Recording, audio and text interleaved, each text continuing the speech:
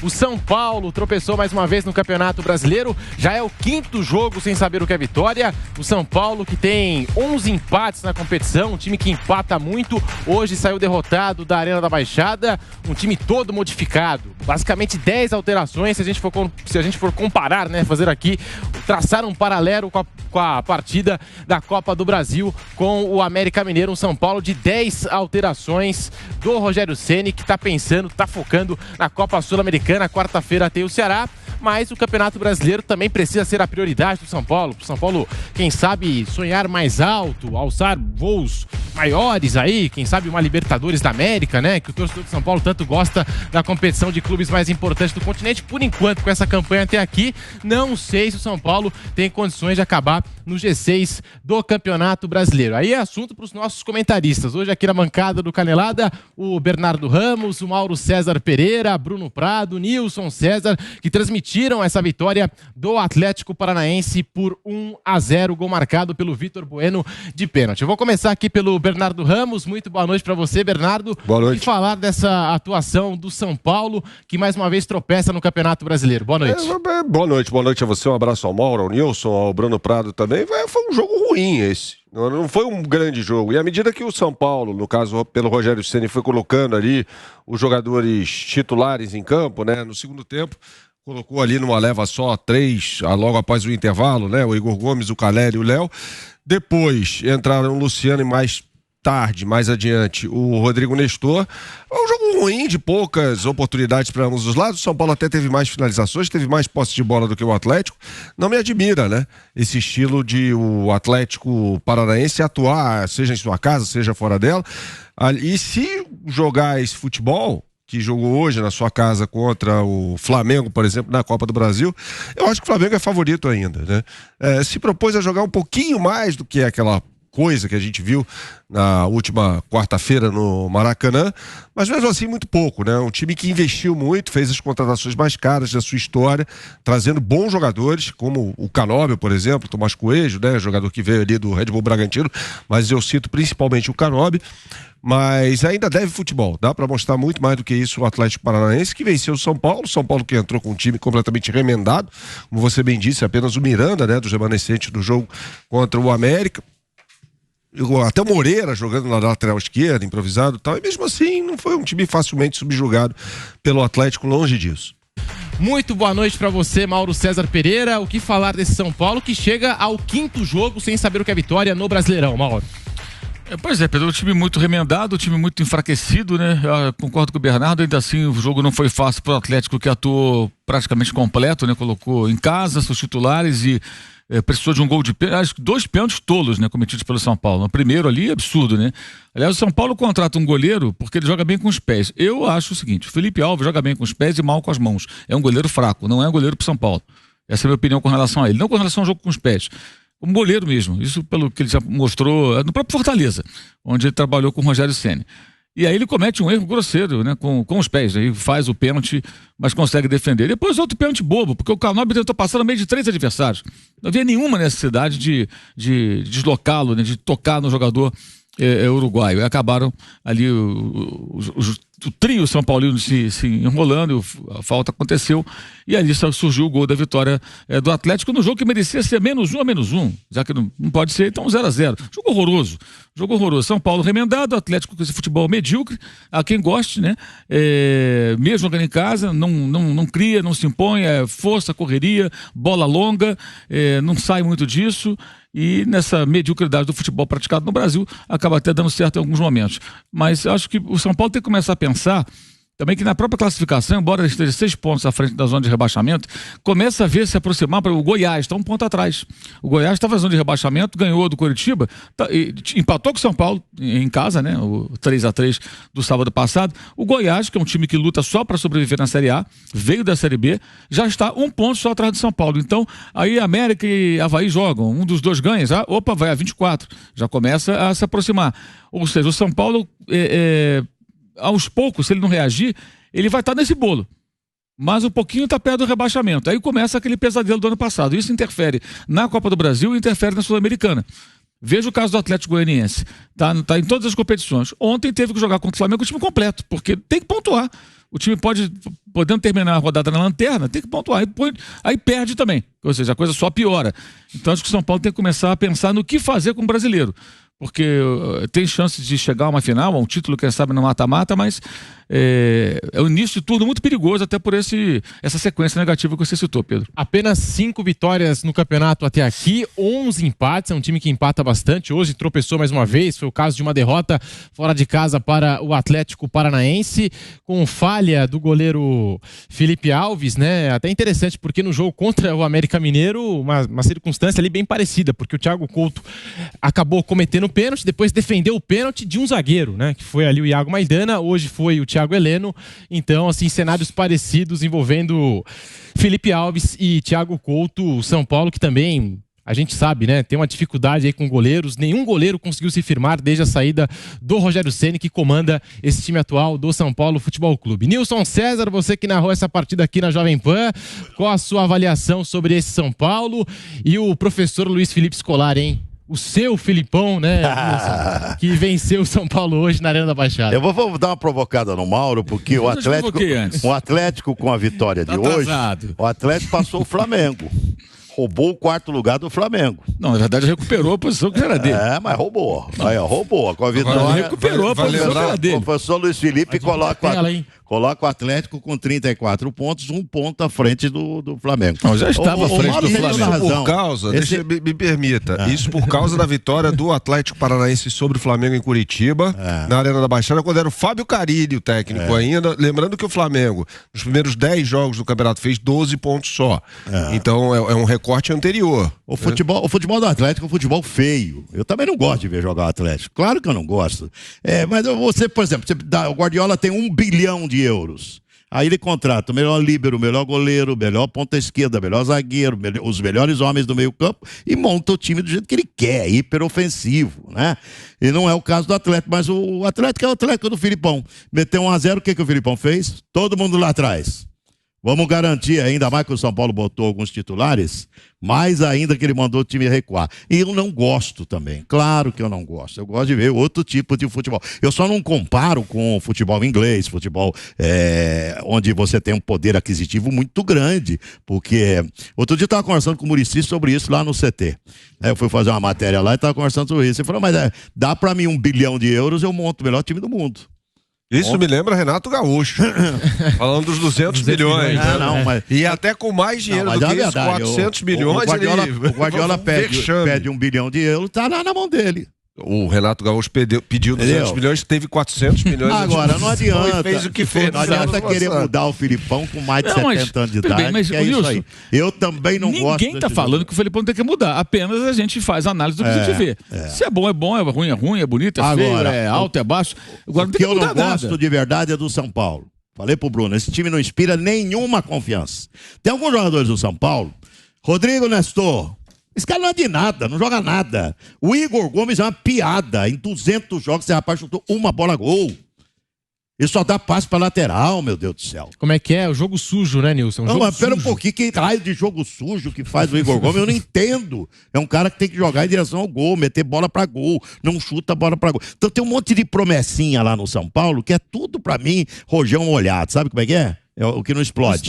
Não estoura. Tudo pra mim é um monte de promessinha. O São Paulo deveria realmente vender esses caras, fazer caixa, porque não tem um tostão. O caixa do São Paulo tá lá embaixo. E esse time não inspira nenhuma confiança. Eu não sei como esse time eliminou o Palmeiras na Copa do Brasil. Grande zebra da Copa do Brasil é esse time do São Paulo ter eliminado o Palmeiras. Zebraça. E tá aí com possibilidade de brigar aí até por título, vai. Acho que não ganha. A Copa do Brasil não ganha, não. Mas a Sul-Americana pode até brigar por um título da Sul-Americana, se bem que o Internacional é melhor, bem melhor que esse time do São Paulo. Tenho dúvidas. Tenho dúvidas. Você tem dúvida? Tenho. Eu acho que é melhor. Eu acho que o time do Inter é melhor. É um time que não inspira confiança. Falei pro Bruno também, só para encerrar o que eu quero dizer a respeito do São Paulo. À vontade. Se não fosse o Rogério Ceni, estava numa situação pior ainda. Se não fosse o Rogério ali, a situação do São Paulo estaria pior ainda. Então, o São Paulo tem que fazer algo para resgatar um time que volte a ser vencedor. Porque isso aí tem rótulo de perdedor para mim. Eu acho que ele próprio reconhece isso, né? em entrevista coletiva recente, disse: eu sou o cara que melhor pode representar a instituição São Paulo neste momento, né? O Rogério Ceni sabe de tudo isso. Hoje ele escalou um time completamente modificado. O São Paulo entrou em campo com Felipe Alves, Rafinha, Miranda e Léo, Moreira, Thales Costa, Pablo Maia, Galopo, Marcos Guilherme, Rodriguinho e Nicão. Sem um centroavante, um jogador de referência no ataque. No segundo tempo, talvez em virtude disso, São Paulo com dificuldades para criar, ele colocou o Jonathan Calleri. Hoje o Rogério Ceni completou 100 jogos como treinador do São Paulo, né, como técnico do Tricolor, é importante ressaltar. Mas será que ele fez bem ao poupar aí o time titular, em trocar 10 jogadores de uma partida para outra, Bruno Prado? Boa noite para você. Boa noite, Pedro. Boa noite a todos. Ele tinha que fazer uma escolha, né? E é bem claro, né? Eu falei isso no pré-jogo, até no início da transmissão, que dá para passar com datas certinho, né? O elenco do São Paulo é um elenco pequeno, né? Em quantidade também. Então é um elenco que tem as suas dificuldades e teve algumas lesões, alguns problemas. E o São Paulo está em 3 competições e não é um elenco que suporta 3 competições. Então o Rogério ele tinha que fazer escolhas. Nessa semana ele escolheu colocar o time reserva hoje, que era um jogo difícil mesmo com o time titular. E o São Paulo encarou o Atlético, foi um jogo igual para baixo, né? O jogo foi bem ruim. Se fosse 0-0 não seria nada absurdo mesmo. Mas ele optou para colocar força máxima na quarta-feira, que eu ia falar até com datas, né? O São Paulo, quando ele estava em 3 competições, sim, desde o início dessas competições, Brasileiro, Copa Sul-Americana e Copa do Brasil, mas ele joga a Sul-Americana, primeira fase de grupos com time reserva. Era um grupo bem tranquilo, o São Paulo com time reserva passou com 16 dos 18 pontos, então não precisou usar o time titular. O último jogo dessa fase de grupos da Sul-Americana é dia 22/5. E o São Paulo, 25/5, contra o Ayacucho no Morumbi. 25/5. Até então, a campanha do São Paulo no Brasileiro, ela tinha um padrão, que é o padrão desse elenco. Não ganhava nenhum jogo fora, empatava muito fora também, perdeu um ou outro, empatava muito, mas não vencia fora e ganhava todas em casa. Era isso que o São Paulo vinha fazendo no Brasileiro, enquanto tinha a fase de grupos da Sul-Americana com seu time reserva. A partir daí, foi pro mata-mata da Sul-Americana. Ele não troca nos jogos assim o time inteiro. E quando ele jogava Sul-Americana na primeira fase, ele deixava bem de lado mesmo, ele põe o time reserva. E a partir daí o time começou a tropeçar também no Morumbi. 3 dias depois do fim dessa fase de grupos da Sul-Americana, ele empata com o Ceará. Depois, mais pra frente, no dia 20/6, quase um mês depois, ele perde pro Palmeiras. Aí depois, 6 dias depois, ele empata com o Juventude. Ele começa a tropeçar em casa. Então, quando ele começa a usar o time mais ou menos titular nas 3 competições, não aguenta. Começa a ter mais lesão, e algumas que não tem a ver com a sequência, como o do Arboleda. E o time começa a tropeçar também em casa. Fora de casa sempre foi mal. Então, ele começa a perder pontos também em casa. E aí ele começa a ficar numa situação preocupante no Brasileiro. Ele está em 10º, como o Mauro falou, times lá de baixo estão chegando. Tem essa preocupação também. O São Paulo só venceu 5 de 20 jogos no Campeonato Brasileiro. E nos mata-matas o time está indo. Ele está, teoricamente, a 5 jogos do título nas 2 competições de mata-mata. E se vai ganhar ou não é outra discussão. Então essa semana ele fez essa opção. Mas não dá para deixar o brasileiro totalmente de lado, não. Eu acho que em outros jogos, principalmente em casa, onde o time normalmente faz o seu resultado, ele vai ter que colocar um time mais forte para não correr risco. A princípio, eu penso em não correr risco. Claro que tem o objetivo de tentar uma Libertadores pelo Brasileiro e é possível porque são muitas vagas. Mas agora é o momento até de voltar a somar ponto para não correr risco. Essa é a questão principal. O Avaí fez 1-0 agora no América, gol do Bisoli, e nesse momento o Avaí, por exemplo, está 2 pontos atrás de São Paulo. Sim. Tá vendo? O América está lá enterrado lá embaixo, o Avaí se aproxima. Então o Botafogo está de colado, o Goiás se aproxima, o Avaí. Quando você vai ver mais 1, 2 rodadas, você tá, opa, tudo bem, eu sou Avaí, Goiás, estamos todos juntos aqui. É isso que o São Paulo tem que evitar, porque já ficou assim na temporada passada, e isso acaba pautando toda a temporada, inclusive com relação aos objetivos dos torneios eliminatórios. Porque você tem que começar, na linha do que disse o Bruno, colocar o time principal para jogar essas partidas como a de hoje. Já que Renato Gaúcho foi citado aqui no programa, né, eu vou mencioná-lo mais uma vez aqui. O Rogério Ceni não vai poder brincar no Campeonato Brasileiro, né? Não tem essa possibilidade. Não existe. A única coisa que o Rogério não faz é brincar, né? Ninguém pode reclamar do Rogério pela dedicação, pelo trabalho, pela seriedade. Esse cara passa 15, 16 horas lá no CT. Se doa, né? Que é isso? É um cara que dá. Por isso que eu tô dizendo, se não tivesse o Rogério, pode ter certeza que a situação seria pior ainda. Essa situação de São Paulo seria pior. Porque não tem quem conheça lá o São Paulo melhor que ele e o Muricy. Não tem. Então, para mim, estão fazendo mais do que esperado. eliminar o Palmeiras da Copa do Brasil, isso daí é o acaso dos acasos. Porque o São Paulo não tem qualidade para isso. O dirigente de clube hoje contrataria quem? Eu, dirigente, Rogério Ceni, Filipão ou Mano Menezes? Eu iria no Rogério Ceni. Rogério, sem dúvida. Novo, com novas ideias. Isso e até colocando o Bruno Prado nessa conversa aqui sobre filosofias, a gente está falando de Rogério Ceni, Luiz Felipe Scolari. O que você acha, Brunão, do Luiz Felipe Scolari, que a gente citou aqui, às vezes adota um estilo mais pragmático, que não é tão interessante, mas às vezes é eficiente, saiu hoje com resultado, por exemplo, né, e vem arrancando alguns resultados nessa temporada, chegou a ser o segundo colocado do Campeonato Brasileiro, é o quarto, mas não é um futebol que agrada, né, Bruno, assim, em quesito plástico, assim, que a gente, assim, gosta de assistir e tal. O Filipão sempre foi assim e nunca se preocupou em evoluir assim com a bola no pé, nunca. O Tite, por exemplo, é um treinador que teve alguns momentos, o Corinthians de 2011, 2012 era um time muito mais pragmático do que o de 2015, por exemplo. Então, o Tite ele foi buscar uma evolução com a bola no pé, não só na seleção, que na seleção se pode dizer que ele tem jogadores melhores. O Tite no Corinthians em 2015 já era um time com mais qualidade, que já era uma evolução do Tite como treinador, porque ele foi buscar essa evolução com a bola no pé. O Tite sempre foi um bom treinador defensivamente. O Felipão, ele nunca foi buscar essa evolução para atacar mais, para ser mais criativo, ele nunca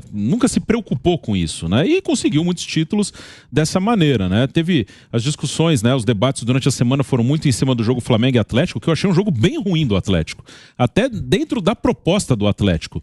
Porque, assim, foi uma proposta defensiva, foram isso já era esperado. Do Flamengo. O time defendeu mal, não é que o time... competência ao Flamengo. Sim, e deu um pouco de sorte ao Atlético, os jogadores do Flamengo erraram muito, teve bola na trave, teve bola tirada de cima da linha, então o Atlético não é que ele fez um jogo, tá bom, um jogo defensivo que ele anulou o Flamengo. Não foi isso que aconteceu.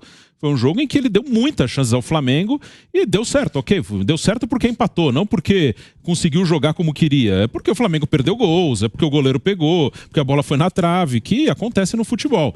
No jogo de hoje, também acho que era um jogo, ele conseguiu o resultado, ok. Mas também era um jogo que ele pega um time de garotos e reservas do São Paulo, em que em nenhum momento ele foi melhor que o São Paulo. Assim, foi um jogo igual, ruim, um jogo que quase ninguém criou nada. E é preocupante quando é assim. Podia ser 0-0, foi um gol de pênalti ali. O seu time praticamente titular, né, Bruno? Sim. Contra um time completamente, absolutamente remendado. Um jogo para se impor, para empurrar o São Paulo lá para trás, e isso não aconteceu. Tá conseguindo o resultado, ok? O Felipão tem muitos resultados na vida dele, ele tem muitos títulos e tá fazendo com o Atlético. Você olha os resultados sem pensar como joga. Tá em quarto no Brasileiro, tá vivo na Libertadores, tá vivo na Copa do Brasil, mas acho que ele nunca teve a preocupação, e claro que ele poderia fazer isso, de evoluir como o Tite teve essa preocupação.